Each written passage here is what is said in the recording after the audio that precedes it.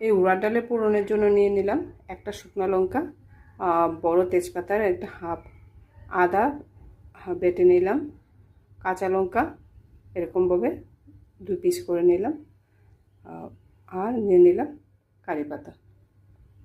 এখানে উড়ার ডালটাকে বেটে ম্যাশ করে নিয়ে নিলাম। তারপরে কড়াই নিয়ে নিলাম, তারপর বাকিটা করছি। তেল গরম হতে দিয়ে দিলাম, সরষের তেল দিয়ে করছি আজকে। তেজপাতা, শুকনো লঙ্কা আর দিয়ে দেব গোটা জিরা, তারপর আর দেব হিং, আর এখানে দেখলি কাঁচা লঙ্কা